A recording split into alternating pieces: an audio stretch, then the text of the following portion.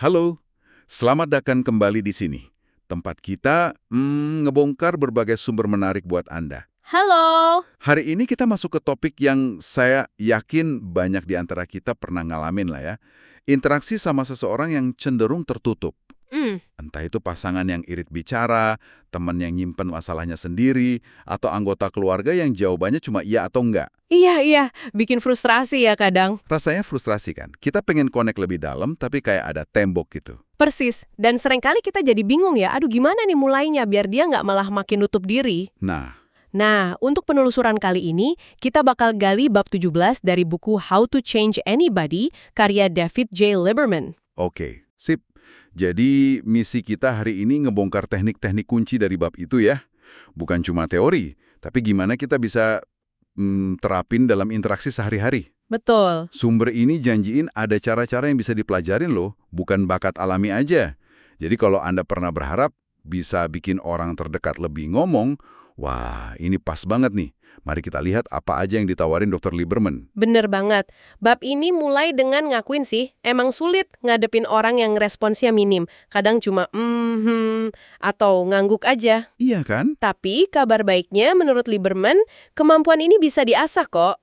Ini bukan soal manipulasi ya, tapi lebih ke nyiptain kondisi yang pas aja, biar orang lain ngerasa aman dan ya nyaman buat berbagi. Oke. Yuk langsung aja kita masuk ke teknik pertama. Ini disebut jadilah cerdas atau be smart. Kedengarannya simple, tapi intinya apa nih? Intinya itu kita perlu jadi pendengar yang ideal buat dia. Semacam papan suara yang sempurna gitulah. Papan suara? Maksudnya? Jadi Lieberman jelasin beberapa langkah nih. Pertama, dan ini penting banget, mulai deh ngobrol soal apa yang ada di pikiran dia. Fokus ke minat dia, topik yang dia suka atau kuasai. Oh. Tahan dulu keinginan kita buat ngomongin diri sendiri atau topik favorit kita. Ini menarik.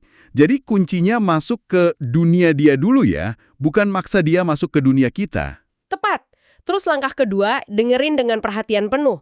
Bukan cuma diam loh ya, tapi benar-benar hadir. Kontak mata yang pas, nganggup, respons nonverbal lainnya. Oke. Ketiga, tanya. Nggak cuma basa-basi, tapi pertanyaan lanjutan yang nunjukin kita ngikutin alur pikirannya dia dan emang pengen tahu lebih banyak. Sip. Dan keempat, ini juga nggak kalah penting, tunjukin ketertarikan dan ya mungkin sedikit kekaguman yang tulus sama apa yang diomongin. Validasi gitulah pemikiran atau perasaannya. Di buku ada contoh Paulette sama pacarnya, Malik, yang pendiam itu kan ya. Gimana tuh Paulette terapinya? Iya, jadi si Paulette ini sengaja banget ngerahin obrolan ke hal-hal yang Malik suka atau pahami. Misalnya nanya soal hobinya Malik, pandangannya soal isu politik yang Malik ikutin, atau bahkan teori-teori spesifik yang Malik pernah sebutin, kayak soal efek rumah kaca gitu. Oke. Paulette nggak cuma nanya, tapi juga nunjukin minat tulus, kayak bilang, wah itu sudut pandang menarik, aku belum pernah kepikiran gitu, atau coba jelasin lagi deh bagian soal X, aku pengen lebih paham. Jadi kayak bangun jembatan pelan-pelan ya, mulai dari area yang udah nyaman buat dia. Betul banget. Psikologi di baliknya itu ya, bangun rasa aman sama kebiasaan berbagi. Kalau orang ngerasa didengerin, tanpa dihakimi, dihargai pemikirannya, dia bakal mulai lebih nyaman buat buka diri. Awalnya mungkin di topik aman itu dulu. Kayak ngelatih otot komunikasinya gitu ya? Bisa dibilang gitu. Dan satu hal yang penting banget ditekankan Lieberman, jaga rahasia. Dia pakai analogi kuat nih, nggak ada yang mau nuang anggur berkualitas ke karton susu bocor. Wah, dalam juga ya? Kepercayaan itu fondasi mutlak biar orang mau terbuka secara mendalam. Sekali kita khianati kepercayaan itu, wah temboknya bakal balik lagi. Mungkin lebih tinggi dari sebelumnya. Masuk akal banget sih. Dengerin aktif, fokus ke minat dia, jaga kepercayaan. Oke, teknik pertama, be smart. Nah, terus ada pendekatan lain nih. Mungkin agak sedikit mengejutkan. Ini nyangkut emosi. Teknik kedua, kecemasan mencari teman atau anxiety loves company. Ini dari studi psikologi klasik ya? Iya, studinya Stanley Schachter tahun 1959. Cukup terkenal lah di psikologi sosial. Di studinya itu, Schachter ngasih tahu sekelompok wanita kalau mereka bakal dapat sengatan listrik yang lumayan sakit buat bagian dari eksperimen. Waduh. Terus kelompok lain dikasih tahu sengatannya ringan aja, hampir nggak kerasa atau malah nyenengin. Oke, terus hubungannya sama keterbukaan apa dong? Nah, si Schachter nanya ke partisipan, mereka lebih milih nunggu sendirian atau nunggu bareng partisipan lain sebelum eksperimen mulai. Hasilnya jelas banget. Kelompok yang bakal merasain sakit, yang tingkat cemasnya tinggi, itu secara signifikan lebih banyak milih nunggu bareng orang lain. Oh ya, Sementara kelompok yang cemasnya rendah ya biasa aja, nggak ada preferensi kuat buat nunggu bareng. Kesimpulannya, waktu kita ngerasa cemas atau takut, kita cenderung nyari dukungan sosial, pengen bareng orang lain. nah, ini dia nih bagian yang menarik banget buat kita terapin. Jadi kata Lieberman, momen pas seseorang yang kita kenal lagi cemas, misalnya nunggu hasil ujian penting, nunggu kabar abis wawancara kerja, khawatir soal kesehatan keluarga, atau bahkan abis nonton film serem, itu jendela emas, gitu. Tepat sekali. Lieberman bilang pas saat-saat kayak gini nih, orang itu secara naluriah lebih nerima interaksi sosial dan lebih mungkin buat terbuka. Oh gitu? Kecemasan bikin kita secara alami nyari koneksi dan kenyamanan dari orang lain. Contoh di buku, si Ursula pengen temennya Pam cerita soal masalah sama pacarnya yang rumit. Oke. Kalau nanya langsung pas Pam lagi santai, mungkin nggak berhasil. Tapi kalau Ursula deketin Pam pas Pam lagi kelihatan cemas nunggu hasil tes medis atau kabar penting lain, nah, kemungkinan besar Pam bakal lebih mau berbagi. Nggak cuma soal cemasnya saat itu, tapi bisa jadi merembet ke hal lain yang ngebebanin dia, termasuk masalah hubungannya. Ini perlu kepekaan tinggi ya tapi. Bukan berarti kita manfaatin cemasnya dia, tapi lebih ke paham aja kalau pas momen itu, kebutuhan dia buat nyambung lagi tinggi. Jadi kehadiran kita, pertanyaan kita yang empatis, bisa jadi lebih diterima gitu. Persis. Kuncinya ya pendekatan tulus dan empatik. Bukan kayak, aha, kamu lagi cemas, ayo cerita. Bukan gitu. Iya. Lebih ke, aku lihat kamu lagi tegang menunggu kabar X nih. Gimana perasaanmu? Ada yang bisa aku bantu? Nawarin kehadiran dan telinga pas dia emang lagi butuh dukungan. Ini bisa jadi pintu masuk alami buat obrolan yang lebih dalam. Oke. Jadi setelah jadi pendengar yang baik, be smart, terus paham momen yang pas, anxiety loves company, ada lagi nih pendekatan yang awalnya mungkin kedengaran agak aneh. Teknik ketiga, mundur sedikit atau pull back. Idenya, kalau lawan bicara kita irit kata, jangan-jangan kita sendiri yang kebanyakan ngomong. Haha, ini konsep menarik. Disebutnya keseimbangan hubungan atau relationship equilibrium. Keseimbangan hubungan? Iya, Lieberman jelasin kalau tiap hubungan atau interaksi itu cenderung nyari titik seimbangannya sendiri secara alami. Kalau dalam obrolan, kita terus-terusan ngambil porsi ngomong yang dominan, selalu ngisi sepi, banyak cerita soal diri sendiri, ngejelasin panjang lebar. Kita mungkin secara nggak sadar, nggak nyisain cukup ruang buat orang lain masuk. Jadi kayak jungkat-jungkit gitu ya. Kalau kita terlalu berat di satu sisi lain otomatis keangkat jadi ringan. Analogi yang bagus tuh. Dengan sengaja ngurangin porsi bicara kita nyiptain semacam kekosongan atau ruang dalam interaksi. Oke? Lieberman bilang secara alami, orang lain seringkali bakal kedorong buat ngisi kekosongan itu. Ngambil peran sebagai pembicara buat ngembaliin keseimbangan. Ini bukan berarti kita jadi diem aja atau pasif agresif ya, tapi lebih ke praktekin brevity atau ringkas aja ngomongnya. Contohnya gimana? Misal nih, saya pengen adik saya lebih terbuka soal perceraian orang tua kami. Biasanya saya yang banyak cerita perasaan saya, atau coba nganalisis situasinya panjang lebar. Nah, menurut teknik ini, coba sebaliknya. Tetap aja ajukan pertanyaan atau buka topik, tapi batasi penjelasan panjang lebar dari kamu sendiri, kasih respon yang lebih singkat, tapi tetap hangat ya. Biarin ada jeda atau hening sesekali setelah kamu ngomong atau setelah dia kasih respon singkat. Mungkin awalnya agak aneh ya ngebiarin hening gitu. Iya, kadang nggak enak rasanya. Tapi justru di momen itu seringkali orang lain ngerasa kosong dan kedorong buat ngisi kekosongan itu pakai pikiran atau perasaannya. Kamu ngasih dia panggung, bukan ngambil alih panggungnya. Menarik. Perlu sadar diri banget ya biar nggak otomatis ngisi tiap jeda. Apalagi kalau kita tipe yang ekstrovert atau biasa banyak ngomong. Betul. Jadi, ngurangin volume, kita bisa ngasih ruang buat volume orang lain naik. Oke, pull back. Sekarang teknik keempat nih, bahwa kita ke efek psikologis lain yang juga lumayan terkenal. Anda melihat saya, atau you looking at me. Ini nyambung ke efek Hawthorne kan? Betul, studi klasik di pabrik Western Electric Company di Hawthorne, Illinois, tahun 1920-an dan 30-an. Peneliti pengen lihat dampak perubahan kondisi kerja, kayak tingkat cahaya, ke produktivitas pekerja. Terus?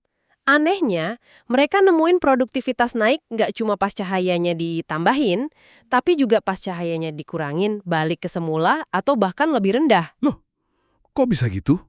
Apa penjelasannya? Kesimpulan akhirnya, bukan perubahan fisik cahayanya itu yang jadi faktor utama, tapi perhatian yang diterima para pekerja. Perhatian. Iya, fakta kalau mereka dipilih buat studi, diamati, ditanya pendapatnya, itu bikin mereka ngerasa penting, dihargai, jadi bagian dari sesuatu yang spesial. Perhatian itulah yang motivasi mereka kerja lebih baik, nggak peduli kondisi fisiknya gimana. Oke, oke. Sekarang gimana Lieberman nyambungin efek Hawthorne ini sama bikin orang lebih ekspresif? Kayak agak jauh gitu rasanya. Sambungannya itu ada di pentingnya investasi dalam hubungan dan nunjukin perhatian tulus ke orangnya, bukan cuman ke masalah kurang komunikasinya. Maksudnya gimana tuh? Lieberman bilang seringkali kita terlalu fokus, ngeluh atau nuntut orang lain berubah. Kenapa sih kamu nggak pernah cerita? Kamu tuh tertutup banget. Padahal yang lebih efektif itu ya investasi ke orangnya sebagai pribadi dan ke kualitas hubungan kita sama dia. Jadi daripada fokus ke gejalanya, yaitu kurang bicara, mending fokus ke akarnya, yaitu kualitas hubungan dan perasaan dihargai. Tepat. Contohnya, si Mark sama putrinya yang remaja, Rebecca, yang cenderung jaga jarak. Daripada terus-terusan ngeritik Rebecca karena nggak komunikatif, Mark mutusin buat investasi. Oke, investasinya gimana? Dia coba nahan kritik, cari tahu apa minat Rebecca sekarang. Misalnya, ternyata Rebecca suka nulis puisi. Mark nggak cuma nanya basa-basi, tapi beneran coba belajar dikit soal puisi, baca beberapa karya penyair yang disukai Rebecca, bahkan nawarin diri nemenin ke acara baca puisi lokal. Wow, itu butuh usaha ekstra ya? Nggak gampang loh. Betul. Tapi intinya, tindakan Mark nunjukin ketertarikan tulus sama diri Rebecca sebagai individu, sama dunianya dia. Bukan sekedar jalanin tugas sebagai ortu yang pengen anaknya normal. Investasi perhatian yang tulus ini kayak di efek Hawthorne, bikin Rebecca ngerasa dilihat, dihargai, dipahami. Hasilnya ya secara alami, dia jadi lebih nyaman dan lebih pengen berbagi sama Mark. Nggak cuma soal puisi, tapi hal-hal lain juga di hidupnya. Jadi pesannya, tunjukin kalau kamu peduli sama dia, bukan cuma pengen dia nurutin maumu buat ngomong. Ini pengingat bagus banget sih. Kadang kita lupa hubungan itu perlu dipupuk pakai perhatian tulus, bukan cuma tuntutan. Oke, teknik kelima dan terakhir di bab ini. Bureau atau The Bureau. Namanya unik nih. Ini studi apa lagi? Kali ini studinya ngelibatin peserta pelatihan FBI. Dilakuin sama Strands dan Auerbach tahun 1988. Mereka bikin simulasi situasi penyanderaan yang intens gitu. Serem juga ya. Nah, setelah simulasi selesai, pesertanya dibagi 2 kelompok buat sesi debriefing. Kelompok pertama diminta fokus ke perasaan dan reaksi emosional mereka selama simulasi, kayak rasa takut, marah, bingung. Oke, kelompok perasaan. Terus? Kelompok kedua diminta fokus ke situasi atau fakta-fakta objektif dari kejadian itu. Urutan kejadiannya gimana, penyandera ngomong apa, strategi apa yang dipakai, gitu-gitulah. Kelompok fakta. Lalu apa bedanya hasil dari kedua kelompok ini? Bedanya cukup mencolok. Kelompok yang didorong fokus ke perasaan mereka itu nunjukin kebutuhan yang jauh lebih gede buat ngomong lebih lanjut, bagi pengalaman mereka secara detail, dan nyambung secara emosional sama peserta lain setelah sesi formalnya selesai. Oh, jadi lebih pengen cerita lagi ya? Iya, sebaliknya, kelompok yang fokus ke fakta objektif cenderung lebih cepat selesai sama kejadian itu. Nggak nunjukin dorongan kuat buat terus bahas atau nyambung secara emosional. Menarik banget. Jadi fokus ke emosi itu kayak buka keran komunikasi yang lebih dalam ya? Alami manusia buat proses dan ekspresiin emosi itu secara verbal, sekaligus nyari validasi atau koneksi emosional dari orang lain. Oke. Jadi kalau kamu pengen seseorang terbuka soal pengalaman atau perasaannya, arahin pertanyaanmu ke sana. Gimana contoh terapinya? Katakanlah teman saya Winston pengen tahu perasaan Nancy ke dia. Tapi momennya pas Nancy baru aja berantem hebat sama rekan kerjanya. Kelihatan kesel gitu. Nah, menurut teknik ini, si Winston sebaiknya nggak langsung nanya perasaan Nancy ke dia. Itu mungkin terlalu cepat atau nggak pas sama kondisi emosi Nancy saat itu. Terus gimana dong? Sebaliknya, Winston bisa pakai situasi berantem itu sebagai pintu masuk. Tapi fokusnya bukan ke detail berantemnya. Siapa yang mulai duluan? Emang dia bilang apa? Bukan itu. Tapi ke perasaan Nancy soal kejadian itu. Oh, jadi Winston bisa nanya kayak, wah kedengerannya nyebelin banget ya, kamu pasti frustrasi banget ya gitu. Nah, bisa gitu. Atau dari ceritamu, kamu lebih ngerasa marah atau kecewa nih? Oke. Pertanyaan-pertanyaan yang fokus ke validasi dan eksplorasi emosi, pasti rasanya nggak enak, gimana perasaanmu sekarang, apa yang paling bikin kamu kesel atau sedih, itu bakal lebih efektif buka jalur komunikasi emosional Nancy secara umum. Dengan bantu dia proses perasaannya soal berantem, Winston nyiptain suasana saling percaya dan keterbukaan emosional. Ini mungkin nggak langsung nyampe ke topik perasaan Nancy ke Winston sih, tapi ini bangun fondasi penting buat komunikasi emosional yang lebih dalam nanti. Ngarahin fokus ke perasaan itu ngebuka pintunya. Oke deh. Jadi, kalau kita rangkum nih, kelima teknik dari bab 17 ini, pertama, be smart. Jadi pendengar yang fokus ke minat dia dan jaga kepercayaan. Iya. Kedua, anxiety loves company. Manfaatin momen cemas sebagai waktu pas buat nawarin dukungan dan buka obrolan. Betul. Ketiga, pull back. Kurangin porsi ngomong kita buat ngasih ruang ke orang lain. Keempat, you looking at me. Investasi ke hubungan pakai perhatian tulus ke pribadinya, bukan cuma nuntut dia ngomong. Dan kelima, the bureau, arahin fokus obrolan ke perasaan buat micu keterbukaan emosional. Lengkap ya? Tepat sekali, 5 pendekatan beda tapi saling ngelengkapin. Semuanya akarnya dari pemahaman psikologi soal apa yang bikin orang ngerasa aman, dihargai, dan nyambung. Sip.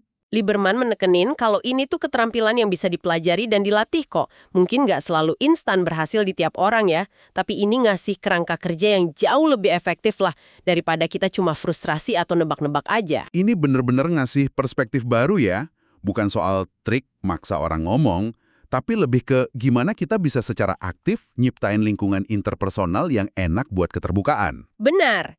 Dan ini mungkin bawa kita ke satu refleksi penting nih buat Anda bawa pulang. Setelah dengar semua teknik ini, yang banyak fokus ke tindakan Anda sebagai pendengar atau teman bicara, coba deh luangin waktu bentar buat ngerenungin gaya komunikasi Anda sendiri selama ini. Udahkah Anda secara sadar atau enggak nyiptain ruang yang aman, penuh perhatian, dan bebas ngejudge buat orang-orang di sekitar Anda? Wah, Apakah mungkin kadang-kadang ketertutupan orang lain itu ya sedikit banyak cerminan juga dari cara kita interaksi sama mereka? pertanyaan yang lumayan nusuk tapi relevan banget ya. Mungkin kunci perubahan itu emang seringkali dimulai dari introspeksi sama perubahan di diri kita sendiri dulu. Bisa jadi. Sebuah pemikiran menarik buat kita renungkan bareng-bareng. Terima kasih sudah menyimak penelusuran mendalam kita kali ini. Sampai jumpa di kesempatan berikutnya. Sampai jumpa!